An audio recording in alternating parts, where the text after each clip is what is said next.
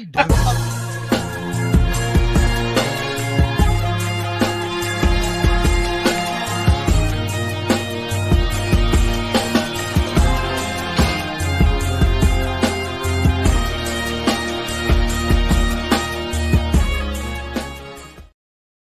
Yes, sir. Wednesday night prime time. You know what time it is. Welcome to the 95 North Sports Machine. That's our very best impression of doing the Brady Bunch. Yeah, man. We're the Falcon Bunch. But what's going on, fellas? How's everybody doing? Bro Talk, Chris Tip, boy, Smooth Smitty. We are the 95 North Sports Machine. Glad to be back on with you. Wednesday night prime time, 8 p.m. But fellas, man, how you guys doing, man? Everybody good? Hey, man, I'm doing great, man. Doing great, but I'm drinking my water, man. What you drinking over there? Oh man, man, I'm glad you Falcon cup, question, man. In the Falcon nice looking cup. What's in this Falcons cup? None other than Tropical Sip. The folks over at Tropical Sip were so kind to go on and send me some of their brand coffee. I'm drinking the OG, the original roast. And what better way to kick off a morning or end the night with some Tropical Sips coffee in your mug, man. The world runs on Dunkin'. That's bullshit, man. The world should run on Tropical Sip coffee. And this is the banner. So please visit their website on the banner down below, tropicalsips.net. You can find a variety of flavors. You can find everything, merch, coffee mugs, sweatshirts, T-shirts. I'm getting mine soon. And all their flavor brand coffees, man. So please go out there and support them, man. And tell them the boys from 95 North sent you. And I'm going to bring up that banner right quick, man. This is the logo, Tropical Sips Coffee Company. We are always grinding or always grinding. Love to see it. Make sure that's kind of X-rated. Come on, Smitty. Your mind is all the way in the left field, bro. X-rated. Listen. Dunkin' Donuts. Look at me. We don't want smoke. We don't want smoke. Okay. Yeah. I'm in the Northeast area, and there's a Dunkin' Donut. There's one right there, right outside of my window. They're everywhere. It's crazy. But as always, man, shout out to everybody that's in the chat, man. Our brother Dwayne Ruffin from sunny SoCal, Rishi, Drew Down, Benny Smith from TikTok. What's going on, Benny, man? Appreciate you coming through, man. Douglas Farrington, Charlene Samuels, Bags is in the house, Marquavius Glass, Ron Smith, and Mama's in the house. Ma, damn. Appreciate the support, Mommy. Te quiero mucho. Bendiciones. As we already know, we are sorry, Miss Torres, from going now. But you got to ignore me. I get kind of ignorant at times. Oh, so, the SAP button is right at the bottom, at the bottom there. Just press that. We'll easily translate this into Spanish for y'all. But anyways, man, let's get on to the topics at hand, fellas. Man, week 8 has us Atlanta Falcons traveling down to Tampa Bay, man. You know, two teams that are coming off some heartbreaking losses, man. You know, a punch in the gut, a reality check, some would say. But needless to say, our Falcons, you know, dropped a critical game last week to the Seattle Seahawks. So let's recap what happened in this game. Falcons got blown out, man, and it's weird to say. This is something that hasn't happened, you know, thus far with the iffy defense that we've been trotting out, man. So 34-14, what gives? What did happen? What did happen was there was no sense of urgency. I'm gonna just keep it real with y'all. Yeah. This was the flattest game that we played in God knows how long. I mean, it seemed like they just stayed in the locker room and said, "Y'all want to play today?" I don't think I do. But they missed a perfect chance to get this thing steamrolling in the right direction. And what I mean by that, even though we have a winnable game on Sunday, last Sunday's game against Seattle could have been that game to catapult us to being at the top of the NFC. You talk about the Kansas City game where we still could have won. We lost down the stretch. So when I look at this game, man, I look at them not sticking to what they did best, and that's running the football. Yeah, Bijan had 140 yards from scrimmage, but at the same time, you got to think about how the run game sets up Kirk Cousins. Kirk Cousins even looked flat this game. Drake London didn't get a catch to the third quarter. He's supposed to be your number one guy. He's the one supposed to be driving this receiving core. Kyle Pitts did get a couple of catches, but Kirk Cousins just seeing how to sink this game, and that I predicate to Zach Robinson and Kirk Cousins not being on the same page this game, which means they were not prepared. Jimmy Lake was not prepared, and his coaching staff wasn't prepared. That's about as simple as I can put it. I appreciate that. Shout out to our brother Damsky in the chat. What's happening? Damsky's in the house, man. But bro talk, man, real quick, man. What happened in this Falcons defense? Because it felt like everything just unraveled before our eyes. Our linebackers were quote unquote exposed to much of the critics that are out there. Defensive line play continued to struggle a bit. This was a Seattle Seahawks offensive line that just was a revolving door to Geno Smith, and it wasn't the case on Sunday. In your best assessment, what happened in this Falcons loss defense-wise, man? Look, we can talk all day, right? Because we're in the Falcons space each and every day, right? We criticize and we praise when needed. You got to also give credit to Geno Smith. You got to give credit where credit is due. Thanks. He played a near flawless game. The way he was navigating the pocket, avoiding the pressure, and just making a play happen. The one that comes to mind is not the halftime touchdown.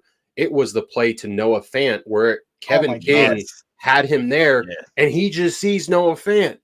That's that type of flawless game that he had where he was just making plays and finding the people in the right spot and delivering the ball. And that came with all his experience. For the defense, we all talked about it. It's personnel. Jimmy Lake understanding key moments, what type of personnel to use. Going back to the touchdown right before halftime, you know they're going to try and attack the sidelines or hit the end zone, right? And if it doesn't work, you live for a field goal, right? A field goal attempt. Why is Nate Landman on the field? Why?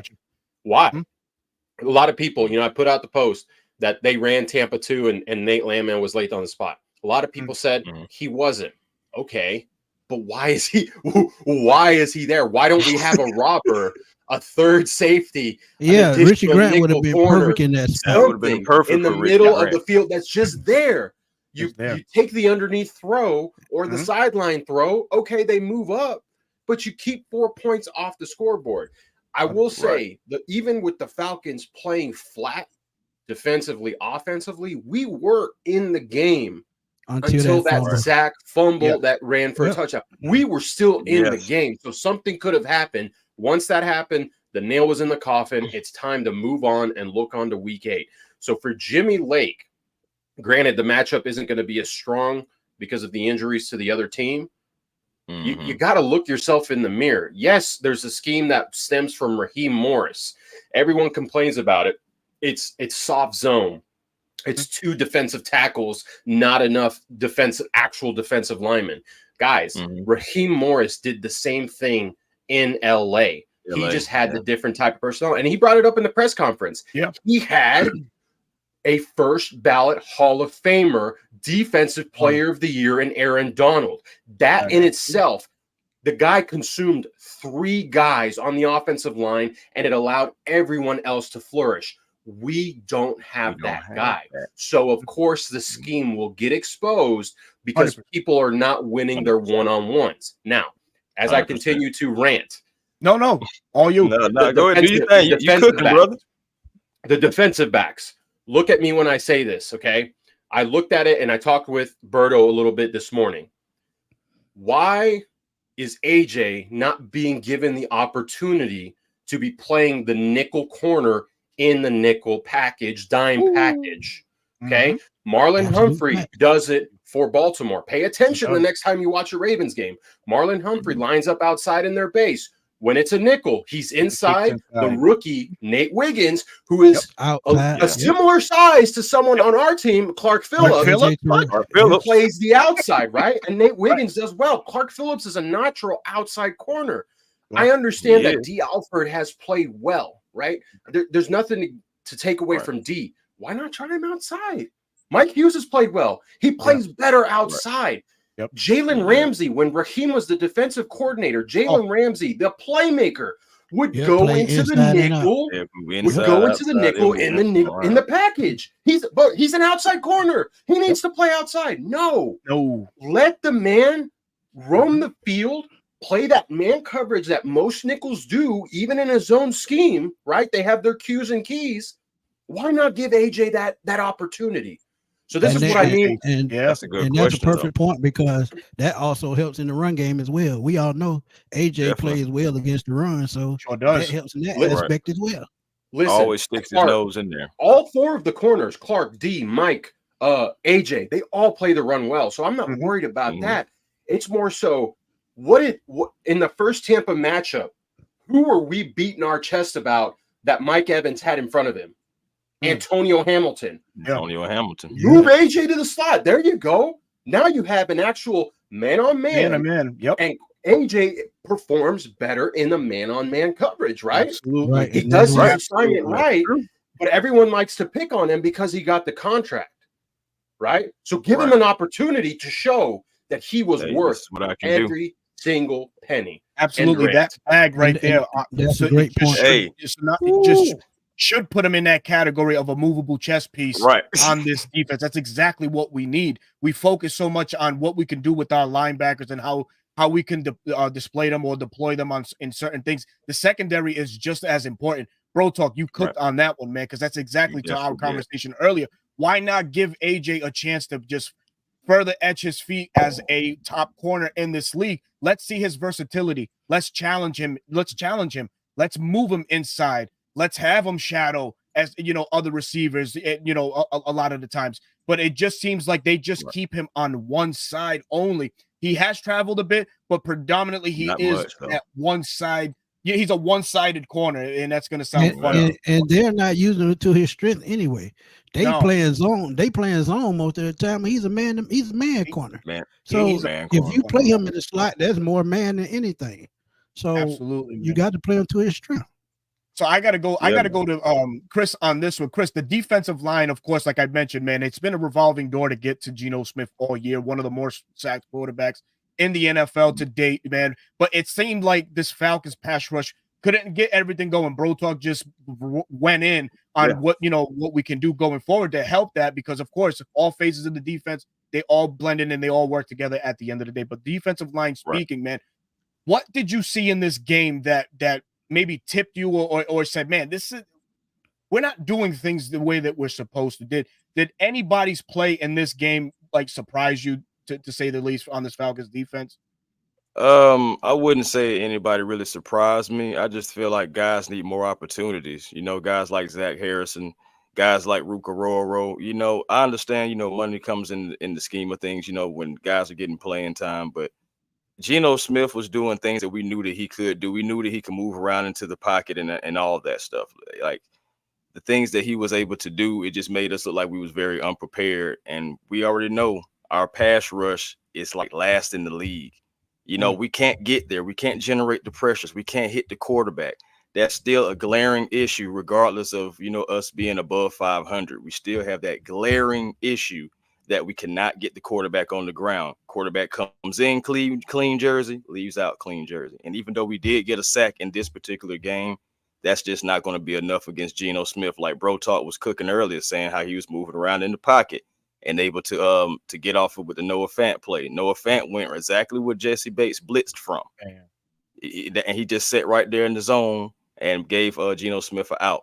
And again, we did not get that pinch. We don't get a pinch regardless of what we have with Matthew Judon. If you see teams run away from him, and then they use Kenneth Walker very well, a guy who almost had 100 yards from scrimmage, somebody that we said would be a possible game breaker, and they used him well. The Seattle, with all due respect, didn't necessarily do anything special. They just used their playmakers. They did. We had them good. They was like 4 for 11 on third down. We won the time of possession, but we also shot ourselves on offense with 9 penalties. I mean, just the team here, 9 penalties, because we had some on defense that shouldn't have happened either. We can talk about the Damone Harris. We can talk about the Nate Lamont, which was really tick for tack. That was really ticky call, I think. But regardless, they were charged to the Falcons. And all day long, we were just out of sync. And the Seahawks, they was able to come in and get off the schneid against you after coming on a 3-game losing streak, team meeting, all that good stuff like that. And they come in and they end your streak. You came in unprepared, and you came in like, you had this win like you was already looking forward to Tampa. You can't do that in the Falcons NFL played, regardless. They played like they were the team going on a bye this week. That's exactly how they played. They were out of focus, flat. Go ahead, bro. I want to add to what Chris was saying in the defensive line. One of the things Raheem said, because someone actually asked, what is it going to take for Zach Harrison to see the field more, which I love. We've all been wanting to know what's the deal. Right. And he pretty much said that it's more of upticking his snap counts and making sure everyone's fresh, because he did point out the fact that you don't have a Chris Jones, no disrespect to the players he has, no Chris Jones, no Aaron Donald that can play those 60, 70 snaps, and then you figure out the rest. Everyone's got to stay fresh so they can play at the best possible ability. And another thing is this scheme, a lot of people I see complaining that we're, rightfully so, we're getting gashed in the run, right? It's like, what happened? What happened from year one? We have a lot of the same pieces. Well, the defensive scheme is slightly different. Yes, the scheme has a penny front, but in order to run a penny front effectively, the guys up front that are on one-on-one need to win their one-on-one. And a lot of people, besides, maybe Grady, Judon at times, are winning their ones. So Jimmy Lake, and I'm sure Raheem has a say in this, is trying to throw those 5-man fronts in a slew of ways, whether that's in a nickel formation, having 2 defensive tackles and 2 edges, and you have either Caden or Nate, whoever the linebackers is, to fill a gap, or Mike Hughes is coming off the edge. That's his assignment. If it's pass, he's blitzing. If not, he has a run assignment. But at the same time, we talked about this when Zach Robinson had a shaky start to the year. It's not always on him. He can call the best possible play, but it comes down to the players and executing their job. If one person doesn't do their job, and I'm looking at that Kenneth Walker touchdown, that 20-yard touchdown, because it's most recent in my head. Oh my God, Caden Ellis. Caden Ellis, you are responsible for the B gap. You are responsible for the B gap. Why are you trying to cross space into the A? I'm looking at him. Okay, he gets pancaked. He gets moved out of the way. Guess what gap Nate Landman is filling? The A gap. Not the B gap, not the C gap that now he has to try and scrape all the way over. He doesn't have Troy Anderson's speed. Nope. He is a thumper downhill A-B gap linebacker. So that one person, everyone else did their job. That one person caused a touchdown. So, and ran. Continue rant. And that's and then we can't have our corner. The 95 North Sports Machine. If you haven't already, here's your time to hit that like, share, and subscribe button. Damn it, we are in a brand mood this evening. I want AJ to get it. I want AJ to get into the want him to get into the weight room this week. But I did not like how DK was just manhandling him all the way down the field. We can listen to me. Listen to me right now. You can, the memes and all that's good. But what is it called when a player holds the opposing player's pads? What is that in the NFL? All the way down. You mean the yellow laundry that didn't get thrown? Yellow laundry that didn't get thrown? Yeah, he's smaller. What do you expect? What do you expect? I want to put some perspective and some content on that though. People rag on him in the memes and everything, but that is a flag. And then at the same time, AJ was trying to draw attention to it, and it went. The refs act like they didn't even see it. AJ, he's, what I'm saying, he's trying to like move around. Let's say, hey, this guy has my pass. I can't even like get up out of there. Then DK does the too small at the end of it. It's just I was like, come on, that's really nasty work. It was crazy work, man. To see it was crazy work to see. Not called nasty work, but we have to give him some credit, some flowers for the work that he's put up the past 2 weeks, and that's AK-47 or AK-17, whatever number. Arnold Ebiketie, ladies and gentlemen, it seems like he's turning the corner, and maybe at a time where the Falcons need it the most, with the trade deadline just around the corner, is his inspiring play as of late. And I say inspiring because I felt the game against Carolina, he was the most consistent down line or defensive lineman in that game. Fast forward to last week's game against Seattle, He was in the backfield most of the game, just couldn't finish, which springboards us into our next topic, which is the trades. NFL trades. And we all were, we all woke up this morning, thank God, and we woke up to the damn news. Kansas City has acquired DeAndre Hopkins. Wow. Okay. No. For relatively not much, right? A guy of his echelon in the NFL was acquired for a fifth that could turn into a fourth. Now, guys, go at it. Rant, do what you got to do. The Falcons need to be in this space as well in the next coming weeks or in the next couple days to acquire somebody for this defensive front. What are you targeting, Bro Talk, Chris, and Smitty, if you are the Atlanta Falcons? Go. Y'all go ahead. I got to go edge first of all, man, because we talked about Ebiketie. You talk about Matthew Judon, but we need another guy in the rotation. And it doesn't necessarily have to be Max Crosby or Myles Garrett, even though that's who I wanted to be. Another guy came up for sale today, and that's Harold Landry III, Tennessee Titans. Yeah, I know y'all tired of Titans players, but he's been consistent his entire career. He missed the season a couple of years ago due to a knee injury. I think it was a knee injury or a shoulder injury. I'm not sure which one it was, but he can come in, give you the same impact as a Matthew Judon because he's had double-digit sacks back-to-back seasons. And that is something that we haven't had in a while. And we keep saying that. He's a 3-4 guy. They play the same type of defense as Tennessee, so he'll be right at home. And we talked about Matthew Judon. The reason why he's getting held every play is because of the interior defensive line.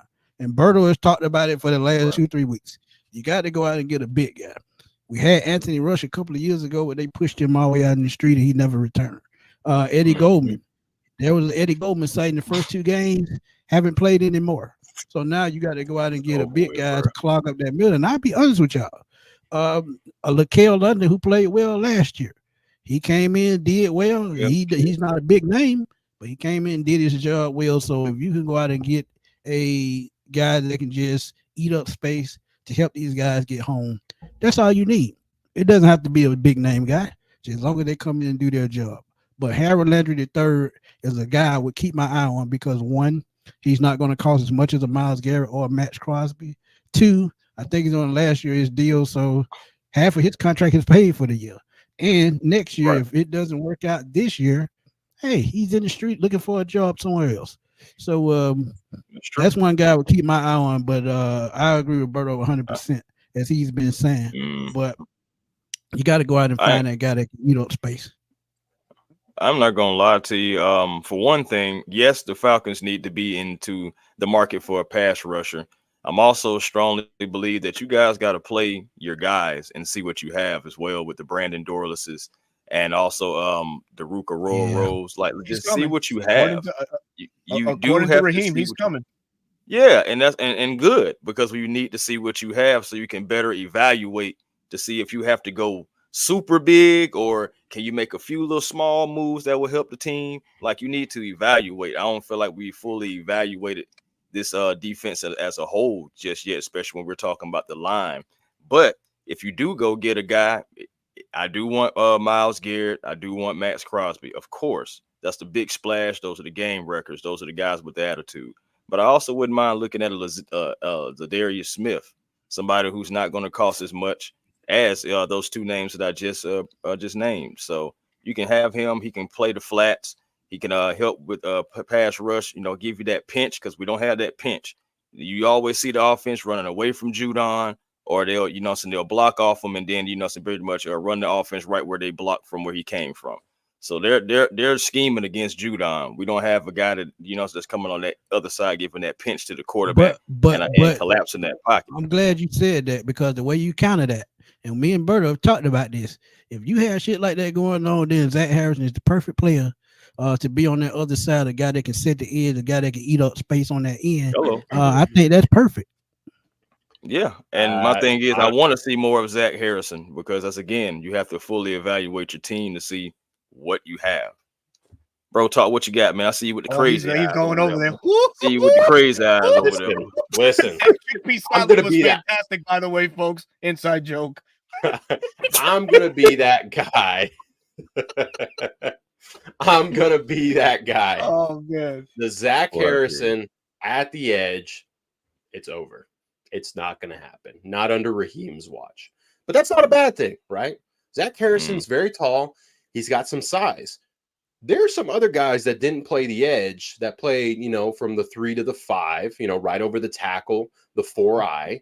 I'm not saying he's at their level, but some Hall of Famers. Someone like a Justin Tuck, a Richard Seymour. Okay. Even a guy that's still in the league, Chris Jones. Chris Jones is Zach Harrison's kind of built like him, right? I'm not saying he'll be anywhere near their level, but I'm saying that's the type of person we could have. A tall body, a strong body. We see he can manhandle those guards, the centers. Oh and if he can't get to the quarterback, that's a big body putting his hands up, preventing, batted balls. Okay. You seen what he did against the Saints. Oh, yeah. The who? It was the Saints. Thanks. The who? Thank you. Thank you. Come on, Chris. I've been on the show for 8 weeks. Come on, Chris. Oh man. Freeze? But I gotta crack this joke right quick. Nephew said he gonna be pimping the girls. He got to drive an ed class. Oh, this boy. All right, son. Get back home safe, buddy. I'll see you later, man. Get home safe, nephew. As far as trade deadline, who I think, right? Zadarius Smith would be awesome. Of course, I'm on the Myles Garrett, Max Crosby train because who doesn't want a future Hall of Famer, that dog on the defense? It's very high. It's highly unlikely. But someone lost their starting job from where Raheem came. And me and Berto talked about him as a possibility. And now I'm talking about Michael Hoyt out of Brown University. His snap count has gone down significantly because of the emergence of Gerard Verse. And of course, everyone's going to say, well, why did you draft Gerard Verse? I get it, right? Raheem and Terry went in on their future. But you have someone like Michael Hoyt, who's that big-bodied edge, who plays the run well, sets the edge well, understands the scheme, and is faster than he looks. He's faster than he looks. What is he? 6'4", 290, and he's listed as an outside linebacker. He is quick off the ball, speed, baby. The thing about edge defenders, you don't have to have that 4.5, 4.4 speed. Right. You have to have that quick step, right? The 3-cone drill, like they like to do in the combine or the shuttle run. That's what you need. And he's got quick hands. I've seen him do cross chops so many times, so effectively, and he's able to turn the corner. And he's got 1 year left, and it's only a $2 million hit. Someone like that for a 5th or 6th round pick, even a 7th rounder. If Terry can get him for a 7th rounder, that's a steal in itself. It's not the big name that everyone wants, but it's someone, right? Berto said it. Sack in quantity. It's the as a whole. Exactly. Yeah. And it helps everyone across the line because if Michael Hoyt splashes onto the scene, it draws attention. Oh crap, we got to adjust. Then Grady starts eating.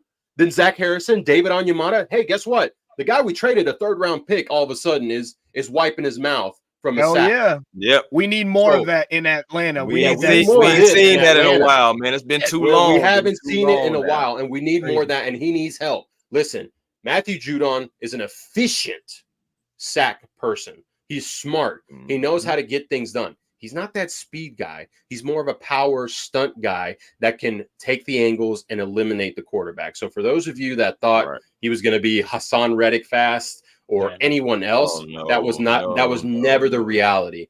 And so sometimes he can get overpowered. He's a big guy. But adding Michael Hoyt to that edge, it takes this defense. It takes this defense. It gets me. And hey, I asked the guys before the show. This guy went to Brown University. He's an Ivy Leaguer. He's a smart man. Can anyone tell me who the last Ivy Leaguer was for this Falcons team? Oh yeah. That was a pretty good football player, wasn't he? Absolutely. So I'm saying. And we hated it. We couldn't re-sign for it. We were just in that cap situation where we couldn't sign him. Should have been a Falcon for life. Unfortunately, the cards didn't fall. Happy for him that he got paid, but hey, you never know. His contract's coming up. And also, to Bro Talk's point, he signed to an extension. He signed an extension. Yeah. So to Bro Talk's, point about bringing in Michael Hoyt, and it makes sense. It's not like you mentioned. It's not the sexy name that we're all wanting to come here in Atlanta. But at the same time, Terry Fontenot has to be conscious of what he does. Terry Fontenot is also playing for a contract extension. Yes. If I'm not mistaken, he's looking to be extended. Have one. He doesn't have one past this year, if I'm not mistaken. So he has to be diligent in what he does and what draft capital he gives away. Already we're short a third. Now, while Crosby and Myles Garrett and these names may be excellent, but that's going to require 2 number ones, a number 1 and a number 2. We don't know. We don't know that. We have an extensive list of free agents next year that we have to keep an eye on the defensive side as well. Mike Hughes is a free agent. He's playing well. That could be an extension candidate, add a couple more years to what he has going on right now. At a cheap price. At a cheap price. D. Alfred is another guy. Conversations will be had and hard ones at that linebacker position as well, whether folks like it or not. You might see your favorite linebacker not in the Falcons uniform next year. So there's a lot of things that, Terry Fontenot and company, Kyle Smith, have to juggle in the decision-making to bring the next best available player for this Falcons in the trades. So we don't want to burst your bubble. We could be wrong. They might shock us and say, hey, screw it. We're going all in. We're going to go and get Crosby. But if you hear a Leonard Floyd and AJ Epinesa, if you hear Michael Hoyt, that's just Harold what it is. Landry, you got it. Harold Landry. You got to trust the brain trust. Look, guys. What does Terry's history tell you? When has he ever gone to trade? The biggest name he's traded for was Matthew Judon. So his track record is to find value and not what's it called? Sacrifice the future because he's thinking long term. And we had a GM here that did make all the splashy moves, and it got a success for this long, and then guess what happened? It all went away, and we had to start from scratch. I'm glad you said that. I agree with that. So fast. I agree with that, Kel, but I look at Matthew Judon and Myles Garrett as long-term solutions. And what I mean by that, and I said it before, you got that playmaker on one side of football and Bijan, and going forward, Bijan may be the offensive guy, but you got to think about Michael Penix needing that defensive guy to help him down the road. Because on offense, you got your guy, but on defense, you got to have a playmaker as well because you got to get the other team off the field in order for that quarterback to succeed. So I see both of those guys as long-term success. One is only 28, 29 years old. So that means they have a good 5 to 6 years left football-wise. So I will say this, too. Go ahead, Kel. Go ahead, Chris. Oh, no, I would real quick point. You got to remember, too, just to Berto's point about the first or the second, Myles Garrett for the Cleveland Browns, they trade him. That's a $45 million dead cap. So that's going to be the same for Deshaun Watson. So why not go with him? So you get something in return. So think about this, right? The splashy moves. I agree. If we get Myles Garrett, it's for a long term because he's still got, I think, 2 or 3 years left on his current deal. Yeah. Matthew Judon, you sign him for another year or 2, right? I think 2 years max for the aging Judon. Right. But then where does your cap situation look like? Because then you have to sign Drake. You have to, if Pitts continues his production, Kyle's going to want to get paid. Here's the thing. Right? Here's the thing with that, though. Okay. If you do that, and you talking about cap space, you have veterans like Judon. You have veteran like Simmons. They're going to be thinking Super Bowl. How can I get that Super Bowl? Should I take a cap hit? And you see how his contract is structured this year. $4 million this year, $3 million next year. So that's $3 million dead cap space next year. So that's not even on. He's only playing for $4 million this year. So you structure those veteran contracts like that. Kick the can down the road just a little bit, not as much, but just a little bit. You kick the can down the road just a little bit. You bring in a Myles Garrett, you bring in a Max Crosby. Those veterans are going to follow. And so think about this. Think about this too. We always draft good in the later rounds. So we're gonna fill this roster up with later round picks. So that's why I have confidence. That's why I said damn those picks, because I talked about it on a video recently. You talk about Jamal Anderson, didn't do shit. Tat McKinley didn't do shit. First round picks, defensive end, flamed out very quick. So what defensive end / edge rush you gonna have at the bottom of the first round is gonna come in and give you that kind of production? Do I need to say his name? Oh my God! TJ Watt was at the end of the first round. No, we made that fucking mistake, man. We already made that mistake once. Who we drafted? Okay. We drafted Tech. We drafted Tech. To your point, right? The vets know their time is coming up. They've made their money. They want to win a ring, right? Right. Drake hasn't made his money. Not yet. Kyle hasn't made his money. Bijan hasn't made his money. Tyler hasn't made his money. What? I got you really can continue. Okay, so let's hear it. What do you say to the young players that look, I'm in the top position. Let me get my bag. Pay me. And they can pay those players. You got to say, hey, Grady, your time. I appreciate what you've done for the organization, but it's time for us to move in another direction. Jake Matthews, I appreciate your time in Atlanta, but we got to move in another direction. Those big contracts, you just got to make a choice on those. And honestly, it wouldn't be a bad choice because guess what? Grady last year is on a $4 million dead cap space. So you either trade him, get something for him, or you say, hey, it's been a nice run. It's time to move in another direction. This is why you drafted Ruke. This is why you drafted Dorless. And this is why you drafted Bergeron as well, because he can move out to swing tackle or he can move out to right tackle. So don't move him from guard. Don't move him from guard. I do want to leave Bergeron where he is. I'm just saying if you have to do that. So hopefully you don't. Do we think, hold on, real quick before I kind of end this. Do we think Terry can get it all done? He does well with the cap. I think he'll figure it out. He learned from his days in New Orleans on how to manipulate and maneuver things around in the cap. Boy. So I don't think it's out of the question that he can't get a significant deal done to strike one. So yeah, he has knowledge in that. And Terry, we believe then. And Terry, we trust, man. It goes down, man. Yeah, absolutely, we trust, man. He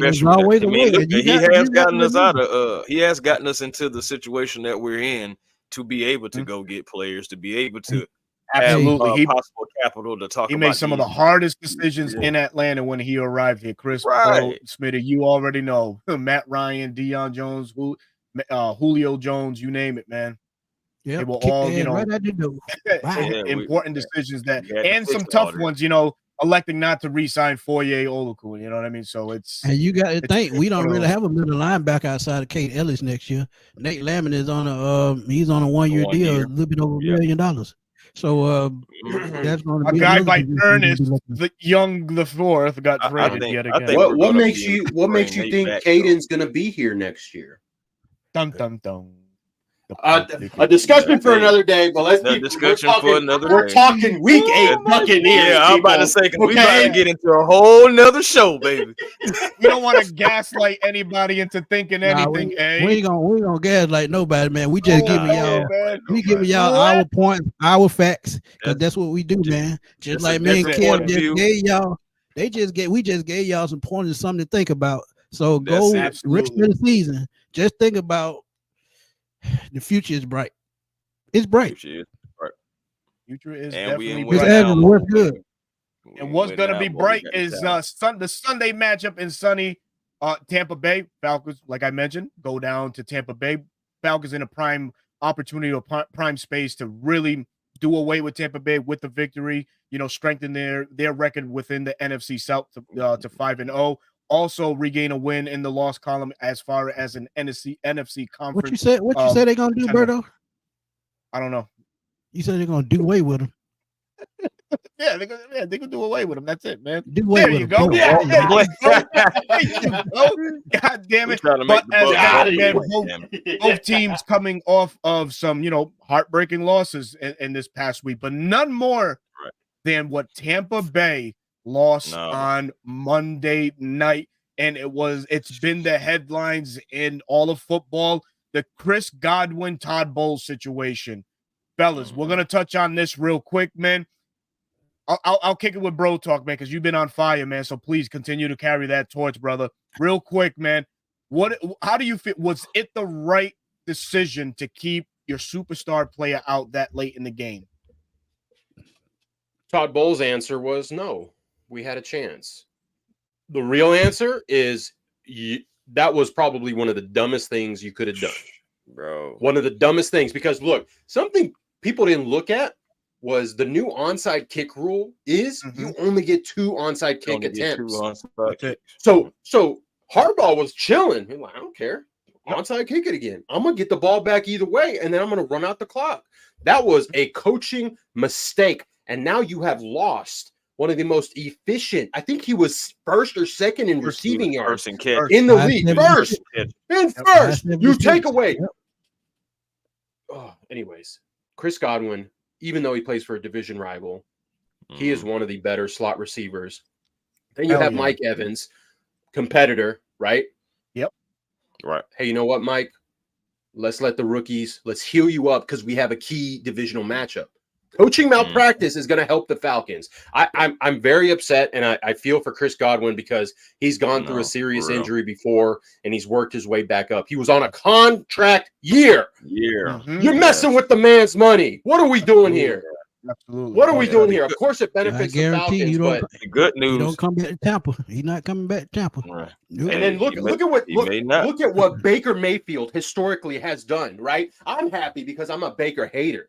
But historically, if you're a Buccaneers fan, that with a chest. What does Baker do without Mike Evans and Chris Godwin? What did he do without him? Nothing. Nothing. He doesn't have the safe blanket. Jalen McMillan, great prospect. Ray Palmer can make things happen. Sterling Shepard, there's a little bit of a connection, but all 3 of them are nowhere near the level of Mike Evans and Chris Godwin. I'm looking at you, Todd Bowles. Thank you for this W coming up on Sunday. Hey, there you go. There you go. Hey, but one thing you got to watch out for is K. Udden. He had 100 yards last week, and I was just about to we say. know the Falcons linebackers have probably covering. So K. Udden is a guy you got to watch out this week. My bad. Go ahead, Chris. Oh, sure. I was just going to add to the Chris Godwin thing. Like bro was saying, he's dealt with major injuries before in a contract year. Honestly, one of my favorite players. I like to watch just from a football standpoint, just how he maneuvers on the field. It's like I hate it for him. They say good news is he may be able to come back sooner than what was kind of like originally diagnosed. But regardless, it's still a key loss for the Buccaneers. If the Buccaneers want to play Mike Evans, after that touchdown catch, you sitting down, player. I ain't gonna lie to you. I understand we playing the Ravens and we need you, but if they would have set Mike Evans down after he got his 100th touchdown, you at least would have had Mike Evans possibly going into this important divisional matchup because whoever wins this game will have a game up in the division, and the Falcons are 3-0 in the division. That's all I'm saying. But can you say? Could you say that honestly though? This could have been a hamstring that's been nagging him anyway, and he just aggravated the hell out of it. So I just think it was just long time. At the end of the day, you didn't even really have to play him at all because at the end of the day, like you need him long term. Even if it was nagging, you still got to think the long game, not the short game. Big matchup against the Ravens, yes, but you're going to need him for the rest of the season.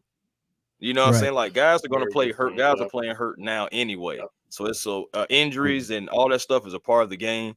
But there are steps you could have took to, preserve, a couple of your playmakers. Godwin, you wasn't going to come back. You wasn't coming back against the Ravens, okay? You fought against them. You used a lot of energy, but you wasn't coming back. Down 34-10. One gonna happen. 34-10. Oh no. Not with the way Derrick Henry was running last other night. You weren't coming back. He wasn't coming back, man. And you know what, Todd Bowles, to end that discussion there, man, he froze and he played through scenarios in his head, and he blindly thought that he had a shot, but you had rules and other things in front of you that would have made it very difficult for you to come back in that style of game. Now, could it have happened? Yeah, sure, it could have, right?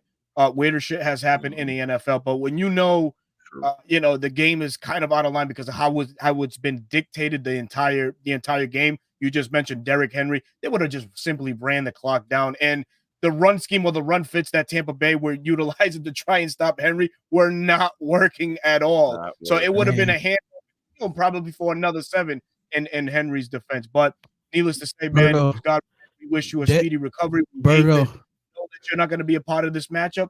But we'll have to wait till next year to find out. Derrick Henry was running like Bo Jackson on Tecmo Bowl. Oh, shit, man. You man, said it, listen. It was unbelievable. It was really unbelievable. The man is a physical specimen, and I just salute the man because he takes care of himself. He makes sure he's going to get everything out of his body. He puts back into his body in the off season, similar to not as much as LeBron does, but similar. Like guys like that is just like football, like they're into their craft, and that's why he's still productive, even though people thought he was going down, me included. But he's back. And that man is on the offense you doubted the game. You doubted the game. Of course I did. And I'm glad I did because look at him now. You're welcome. It's only 4 running backs that I've seen in my lifetime that can, at the age of 30 or older, that I feel like could play today 40 or 50. One is Barry Sanders. He retired in his prime. Marshall Faulk, devastating knee injury in his prime. You look at Adrian Peterson in his prime, he's one of the most unstoppable running backs to ever play. Now you got Derrick Henry. Derrick Henry probably going to play till he well in his 30 if he chooses to, because the way he ran Monday night, he let y'all know he still got a lot in the tank. 81 yards, and he was skipping down the damn field. Just this right here by Nathan Floyd. Shout out to you. Thank you for joining the live tonight, man. He has more rushing yards. No, you're good. He has more rushing yards than 23 other teams. And rushing is what we're going to talk about, because it felt like last week Zach Robinson went away from the blueprint that was had in that Carolina Panthers game, a game that showed excellent balance in our running back room. It was abandoned last week. Yes, Bijan Robinson, had over 103 yards, all-purpose yards, but yet again, Tyler Algier was nowhere to be found in this game. Are we going to circle back to this week? Is Tyler Algier now going to be, or can he be the X factor in this game going forward? Although we're not at that portion of the show yet, but we got to talk about Tyler Algier and how important it is for him to be featured week in and week out. The balance that he brings to Bijan's elusiveness can't not be ignored. And it felt like last week, when we could have really did some damage to that Seattle front, Zach Robinson went a whole different way, man. So, Bro Talk, I'll go to you, my friend. Right. What do you feel? Is Tyler Algier being re-implemented in this game a true necessity for this offense, or can we just live with Bijan's elusiveness to get a W? Well, of course you want Tyler, Thunder and Lightning to get, an equal amount of carries and be efficient. I think it was more so Zach was feeding the hot hand because Bijan was locked in. He was making things happen when it was going to be a negative, and he turned it into a positive. And, Tyler, the carries that he had wasn't as efficient as he normally was. And, we talked about the Falcons being flat, and I think Zach felt it, and he felt like the game was on the brink of being lost. So maybe he felt that he had to force a couple play calls that maybe he wouldn't normally run if things were flowing like they have been the past couple weeks. And to credit, Zach had some good passing plays called. Kirk was sailing him last week. He was, and he'll look back at the tape and know I missed plenty of wide open receivers. But to your point, Berto, and the question, I think Tyler is going to be efficient. I think the Buccaneers, as blitz heavy as they are, they still get gashed in the run. To Smitty's point and Chris's point, Derrick Henry running rampant, running 20, 21 miles per hour. Bijan and Tyler can both do it. I always look back to them, the Detroit Lions, Sonic and Knuckles, who they have in their backfield, right? Their new nicknames. David Montgomery goes down. Jahmyr Gibbs picks up the workload, but when they're flowing, it's Ben Johnson does it too. He feeds the hot hand, and when the other guy needs a break, he brings in the other. Brings up the guy. So that just keeps them fresh. And I think Zach, that's kind of what Zach did. He just kept Bijan was decisive. He was making people pay, which we're not used to seeing, right? He was lowering his shoulder instead of trying to juke someone out. And Tyler wasn't as effective. I think we go back to our basics, and you'll see more energy, and the excitement will be back this week. I agree. I agree 100%, Kev. And I think you got to play Tyler just a little bit more of his game to offset the offense. And what I mean by that, have both of these guys in the game at the same time. You line Bijan out as a receiver. Who they going to stop? Who they pick your poison? Are we going to try to stop Algier running downhill, which nobody wants to do? They make business decisions, Chris say all the time. or you're gonna use Bijan more in the pass game and let him get the ball in the open field and make more plays. I mean, it's just that simple. You just got to choose, pick and choose. What we've been talking about the last 2 years on this show. Situational play calling is key to any offense. So look, if you get that under control, I don't think there's a defense in the league that can stop this offense. Hey, real quick, Bro Talk, he has to make his exit right quick, man. So, Bro Talk, man, please say your piece to the folks. And this was the most energized I've felt in a while, and I want to thank everyone for letting me rant. Letting me rant. Everyone in the chat, you guys know where to find me at BK2 on Twitter. Daily talk, daily insight, the all 22 breakdown at Dirty Bird Central on TikTok. Daily posting, just broke 20K there on TikTok, brother, and YouTube. You know, we're still in the works with YouTube. It hasn't been forgotten. It's just I'm a perfectionist a bit at times, and sometimes it backfires at me. But anyways, it happens. Before I leave, score prediction from me before you guys get there: Rise Up Falcons, 31-20. Yes, sir. It's going down. Let's go, these guys. All right, man. That's bro, man. Bro Talk. You can find him on Twitter, like he said. So, man, please go hit him with a follow, man. Great mind in this Falcons community space, man. He'll tell you exactly how it is, man. No sugarcoating it. There they are, tropical sip. Tropical sips going on. Hopefully, you caught the beginning of the show, man, where we push the product, and it's right here as well. Goes on to say, "What's up, guys? Great show. When we going to get Rashaan Evans on the field?" And the Titans traded for D-Hop today. Can we grab Harold Landry from them? Would be a steal. He's a on the same page with me. Yep. Go back in the show a little bit. We talked about all that. Seriously. Hey man, real quick about Tyler Algier, though. I mean, the man had 7.2 yards per carry and 5 carries, though. That just can't be overlooked. I mean, you got to at least give him the ball just a little bit more. But I even said on Twitter, hey, man, give 7 the ball because he had over 100 yards of scrimmage. The man was cooking. He was running really, really hard, man, and you just really couldn't go away from that hot hand. We always talk about giving the ball to Tyler, but you cannot deny it. 7 was on it. So, you know what I'm saying? I give Zach his credit. He stayed with the hot hand on that end. That's why I just said you got to involve him more in the pass game because in the open field, you know, he's damn near unstoppable. We saw last year what he did on wheel routes. So look, you know, shovel passes, anything to get the ball in his hand in the open field, do it because they couldn't stop him last week. If we're more balanced on offense, no way in the hell we lose that game. No way at all, man. But switching dials right quick, man. We got to talk about the offense, right? The first game treated us to a fantastic game, walk off, touchdown there to Kadaro Hodge.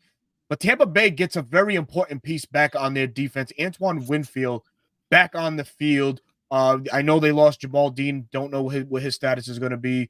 McCollum he's injured reserve. He's on injured reserve. Okay, but McCollum has played very well.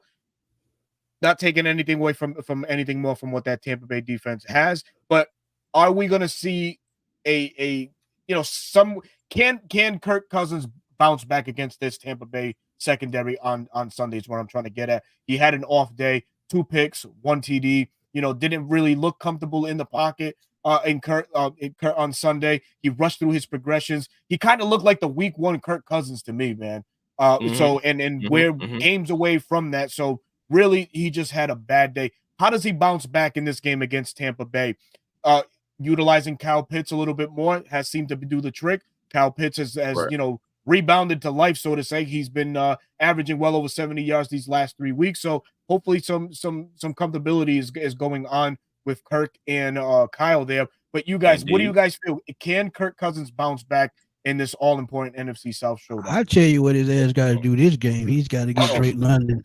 He's got to get Drake London the ball early and often. Him getting a catch in until the third quarter last week was utterly ridiculous. Kyle Pitts, we saw what Kyle Pitts do with it. I think it was the Bucs game. He had like 2 or 3 catches the first damn drive. That opened up the offense right out the gate. So Kyle Pitts has to be the focal point of this offense. Again, when Kyle Pitts is the focal point of this offense, they control the middle of the field. And like I tell y'all, Kirk Cousins, that play action is deadly. And they will control the middle of the field just like they did the first game. Bucs linebackers cannot cover. So Kyle Pitts is going to have a field day in the seams. And if he can have a field day in the seams, guess what?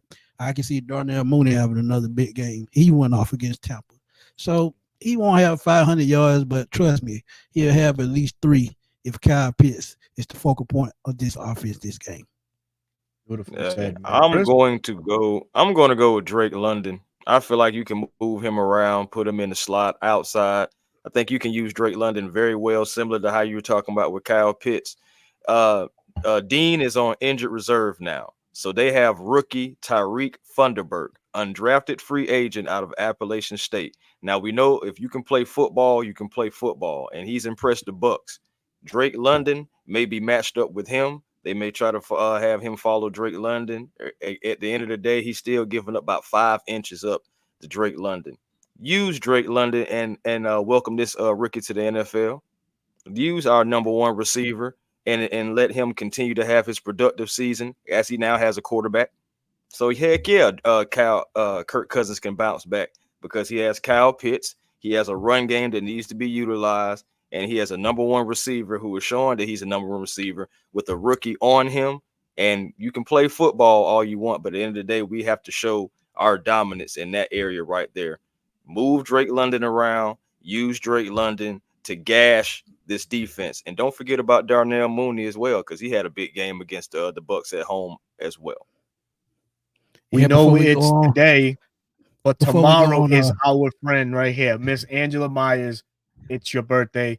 Happy birthday. Miss Angela turned 21 tomorrow. So y'all wish Miss Angela happy 21st birthday. Yes. What they used to do at Ryan's, happy birthday, something. So come on, Smitty, you know it. Stop playing. Putting Smitty on the spot like usual, man. All right, folks, man. Let's kick off, man. Let's go, man. The show's getting ready to end soon. So let's get these X factors in for Sunday's matchup. Smitty, Chris, what you got? X factors.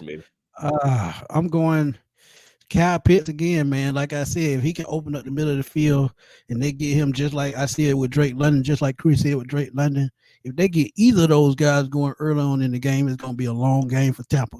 Because if they can control the middle of the field or the sidelines outside the numbers, I feel like Bijan is going to run wild and Tyler Algier is going to do the same in the red zone. So I'm going Kyle Pitts on offense. Defense, I want to see AJ Terrell bouncing back. Mike Evans, Chris Godwin is out this game, but that does not mean Sterling Shepard is not going to put forth his best effort. Y'all got to remember Baker Mayfield and Sterling Shepard played together at Oklahoma, so they got kind of like a chemistry. So that's one matchup, AJ Terrell against whoever. So I just want to see AJ Terrell bounce back. Yes, sir. I ain't gonna lie to you. AJ Terrell is my defensive X factor as well. But also, man, Jimmy Lake. I want Jimmy Lake to show us what we got, man. I want to see our defensive coordinator bounce back on play callings and having guys, the right personnel in the right positions. Of course, AJ Terrell, definitely it's time to get some get back. If Sterling Shepard may be the safety blanket for Baker Mayfield because of the previous experience. K. Otten, I think he's going to be a little sore because, as Debo Vibe said earlier in the chat, boy, I don't know how in the world he was able to take so many hits and not as in concussion protocol. He took some shots and everything. But so that's another guy that's going to be sore. But yeah, man, you're going to have these wide receivers, like you said, AJ Terrell versus anybody. Go ahead and get you some get back, man, because that's what we do, man. As far as offense, I'm gonna go with the offensive line. If Ryan Nuzil can't go, Matt Hennessy is up. He's done a decent job before, and we know that the middle could be a point of attack for the against the Falcons. So the Falcons have to be ready for that, and also to keep Kirk Cousins upright, not to have those sack fumbles, not to even like have him have a clean pocket. So he's not, because when he gets pressured, that's when the mistakes start happening. That's how really all of his interceptions have come about. His ass got to learn how to take a sack too, goddammit. Yeah, he definitely does. A lot of them turnovers just some bullshit because all you had to do was tuck the ball in and fall. Yeah, Trey Palmer gonna be a problem. Yeah, man. Trey Palmer can't be slept on. Let me ask Dre, where the hell you been, man? Where the hell you been hiding? Man, Dre don't be fooling with us, man. Nah, man, Dre be bullshitting. Dre's a very busy man, brothers. He's a very busy man. But yes, my X factors, like Chris, like Chris is the offensive line. We saw the offensive line, take a step backwards last week against the Seattle Seahawks. Matt Bergeron, we thought something serious might have happened with his neck, but that man rose up like a spring chicken, man. He's back at practice, so he'll be starting. Yes. But like he mentioned, Ryan Musial, we don't know. He didn't practice with a knee injury. Matt Hennessy might be up. So I look for the X factor in this X factor as well. Matt Hennessy, how can you call these protections? Can you call them better than what you did last week? Align your guys better, because once Ryan Musial left the game, it was kind of open season on Kirk Cousins and how the rush was getting to them, primarily with Derek Hall and Jake Matthews in that one-on-one situations on the outside. For defense, for me, it's going to be Justin Simmons, man. Justin Simmons, I need to see a little bit more, right? Last week on that touchdown given up by everybody, what everybody thought was AJ Terrell, Nate Lamb, and Justin Simmons combination. Man, listen, you can't fault what DK Metcalf did, man. DK Metcalf just set up the entire secondary. Everybody bit, but Justin Simmons was just late on his coverage. I want to see if Justin Simmons can bounce back, and I think he can on going up against a limited Tampa Bay offense. Baker Mayfield is playing limited. Cade Otton, the tight end, we already know. Bucky Irving, and the other running back there. But the playmakers, the ball catchers there, they're not, Chris Godwin. They're not Mike Evans. It's Trey Palmer. It's Sterling Shepard. And it's, I don't even know who their third wide receiver is. Jalen McMillan. I'm so sorry. Out of Washington. Can you bring that Pro Bowl status and that swag into the secondary and be a force? Can you be a difference maker? I look for Justin Simmons to do that. To add on what you're saying, Berto, another guy you got to watch out in the pass game, Rashad White. This dude in the pass game, what I meant to say. Yep, he can be just as effective as Bijan. So Rashad White, he hadn't ran the ball well this year, except for that 56-yard run he had against us. But other than that, he hadn't done nothing against the run. He's been more effective in the pass game. So you got to have those lines. And I'm gonna tell you, I would like, and I hate to say this, and I know Chris is gonna be pissed, but I would like to see Richie Grant do a little bit more of this game to play the slot. Oh, well, no, I'm actually not mad about that. Because I think he should have been in last week. Right. Yeah, I think he should have been in last week. But to add to your point, Smitty, see, that's why I be talking about that chemistry, man, how we just be setting each other up. Because talking about running backs, the Bucs have a trio of running backs in Rashad White, Bucky Irving, and Sean Tucker. They all accounted for 226 yards from scrimmage and 3 touchdowns when they attempted to come back versus the Ravens. In the last 3 weeks, 3 games, should I say, they've racked up 562 rushing yards. So 250 against the I'm painting a picture for you on what they're going to try to attempt against the Falcons. They're going to try to run the ball. They're going to try to Liam Cohen is going to try to have creative ways to use these 3 running backs because they are technically the hot hands right now for the Tampa Bay Buccaneers. The Falcons are going to have to stop this run. They're going to have to, because again, the winner of Sunday's game will have 1 game in lead in the NFC South, and we need to be that team, y'all. Yeah, because I don't think the Saints or the Panthers going to beat Tampa Bay the next time they play them. But Dre, man, I appreciate you as always, man. You've been loyal since day one, man. Keep doing your thing. Keep running your business. Yes, keep making that money, man. God bless you, my brother. Do your thing. You go, man. Love that, man. Shout out Dre. Statement. All right, folks. This is the part of the show where, unfortunately, it's coming to the end, but we need your participation in this with score prediction. All right. You already got yours from Bro Talk. So, Smitty, what say you, my friend? This just, and I'm not trying to piss y'all off. To me, this shit seems like a trap game. It seems like what can go wrong will go wrong. I said it last week. And exactly what the Falcons did not do last week cost them the damn game. I think the running game for the Tampa Bay Buccaneers is going to keep this game close. And if you think about it, those 3 running backs we talked about, well, Chris talked about just a few minutes ago. I said it on AJ's show a little bit earlier before this show. those 3 running backs might be the reason Tampa Bay pull off an upset, because we give up 140 yards a game. That's not good. And the way we control gaps the last 3-4 games wasn't good at all.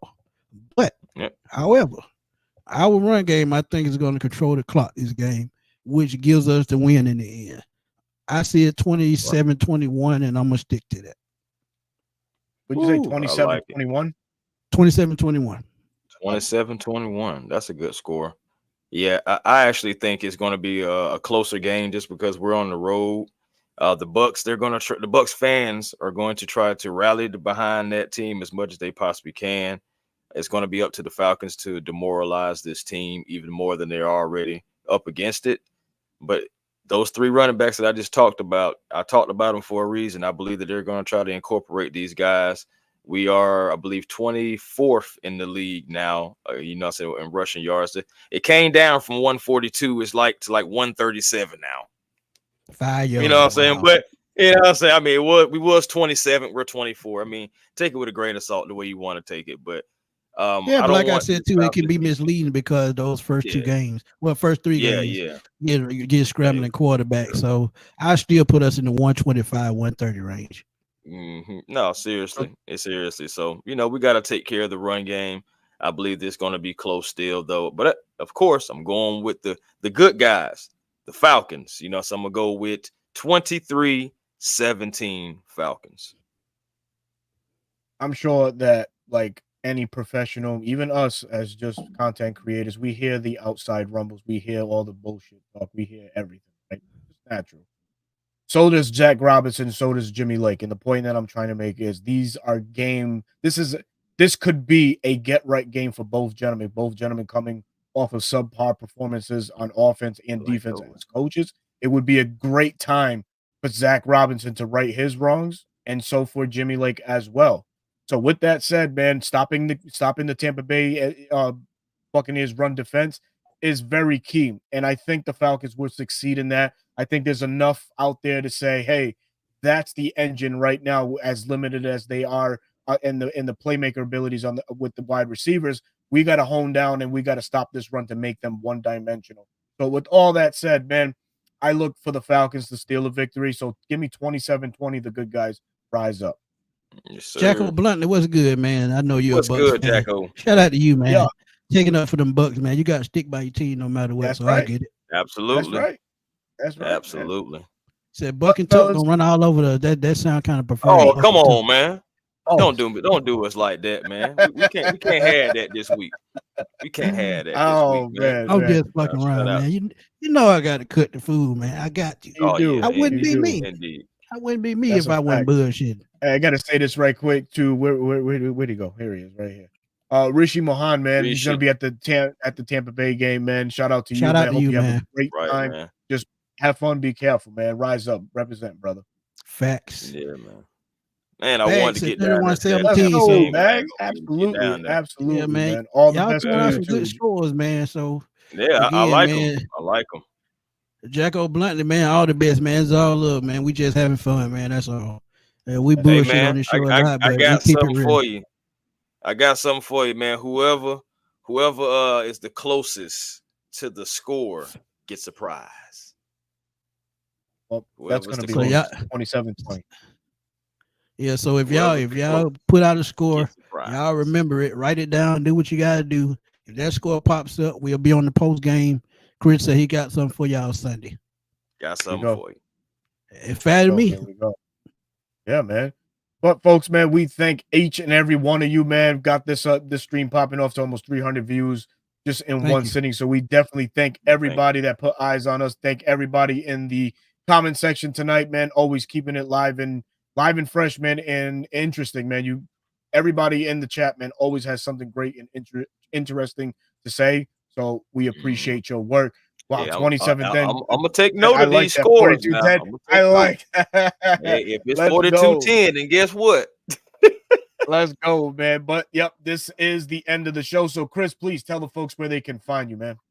Hey, man, A1 Forever Sports. That's the platform on YouTube. You already know we be generational because it's always time to be, and no point of selling for less because you can always have more with the vision. Definitely come over on over. We're gonna be having more Falcons content, of course, with the bros. And, of course, Atlanta Hawks opening night tonight. You're going to start seeing Atlanta Hawks content. And when the Braves roll back around, make sure you come around for baseball season. Going to be more in depth with the Braves as well. Atlanta sports content, also other things that I do as well. Twitter and Instagram, A1 Forever. Check me out on TikTok as well, how I drop like little videos that I be doing, funny videos, stuff like that. That is the real A1 Forever. And man, if you ain't already found it, make sure you find your piece today. Positive energy always creates elevation. And man, I appreciate all the bros. You know, this is always fun for me being up here on the platform and talking to you Falcons fans, as we so much love to do. Thank you always. Yeah, you definitely you hit it on head on all the time with that, man. You definitely got to find peace. Because you know some days harder than others, man. But one thing that's common is you find peace, they gonna 9 times out of 10 go better than it was going. But yeah, man, y'all find me on Smitty Sports Machine. Before we get out of here, man, earn money, so hit that like button. So y'all please do that. Please. And Drew Down, I didn't ignore your question. We were just moving real fast. Simmons from Tennessee, he's the cornerstone of that team. I don't see them trade him. He'll be the last man standing. So Jeffrey Simmons, I don't see them move him at all. He's their Grady Jarrett. Yeah, right. He is. I go big further than that. He's their Aaron Donald. Just put it like that. So cornerstone of the defense, I don't see it. They can build around him for years to come, and he's not even nowhere near 30. So I don't see that. But again, find me on YouTube at Smitty Sports Machine. Find me on the NFC South Roundtable on Tuesdays at 7:00.